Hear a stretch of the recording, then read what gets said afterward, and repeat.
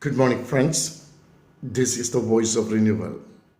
This morning, I would like to take you to the book of Mark, the Gospel according to St. Mark, chapter 3, verse 4.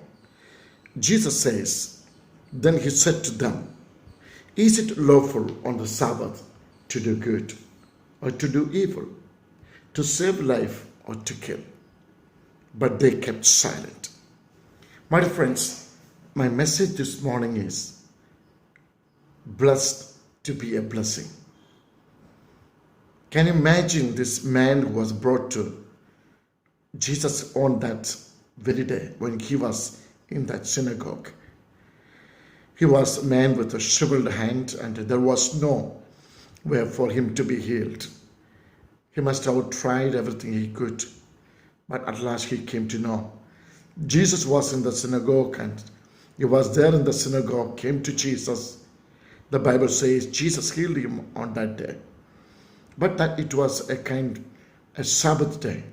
So the Pharisees and the teachers of the law, they were not very happy about it, because they were always looking for a reason to catch Jesus in deeds or in words, to overthrow him or maybe to oppose him.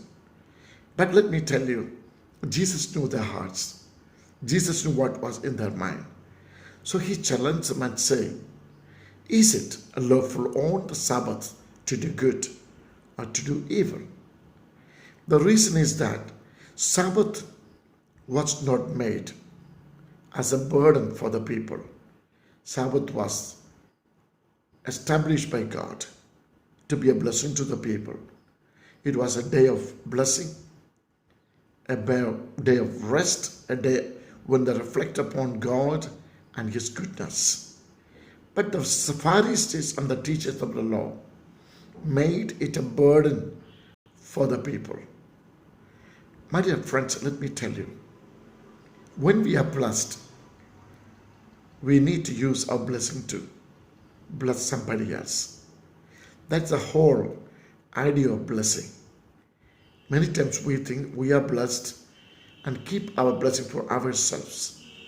But Jesus said in the word that He has come to bless the people, give them the light, give them the grace, mercy, and salvation.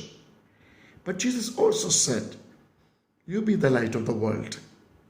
You have received it, but don't keep it, but give light to those around you.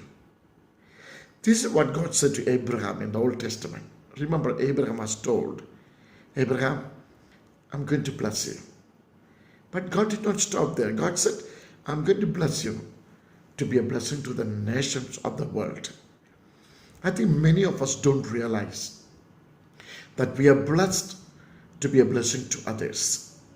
We are not supposed to keep all our blessings. During the beginning of the corona, especially first few months, our people were struggling like anything. Thousands were starving, especially in my villages where we have ministry. Let me tell you, in those days we were blessed to bless those people with meals, day after day, weeks after weeks, months after months. Meals and the food packages, pastors and believers and non-Christians and everyone irrespective of religion and culture and caste. We blessed everyone. Thousands of meals were given.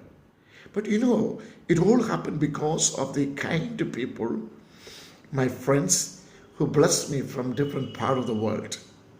To the one of that person, I wrote a letter saying, I thank you so much and appreciate you for your help to bless these people. He wrote me back and said, Brother, I want to bless others because I am blessed. It is always a pleasure and blessing to share my blessings with the people who are in need. I think I also read a story about a kind of corn farm owner who lived in Iowa. In May 2015, this farm owner donated an acre of its summer crops to the Iowa Food Bank Association. about 500 dozens ears of sweet corn.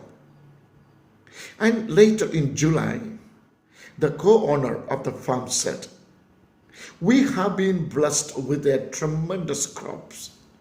So it is just a blessing to be able to give this to those in need." We are living in a world where millions are in need.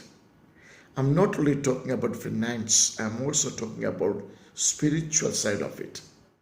My dear friends, in both ways, spiritually and materially, there are millions who are in need and millions who are looking for someone to bless them. If you are blessed, don't keep that blessing for yourselves, because the Bible always teaches the blessings are given to us so that we would become a blessing to others. These Pharisees and the teachers of the law, they did not understand. These people, instead of turning this Sabbath a blessing, they turned it from a blessing to a burden. My dear friend, they were outraged against Jesus because what Jesus did on this Sabbath. Can you imagine? They had forgotten the fact the Sabbath was made for man, not man made for Sabbath.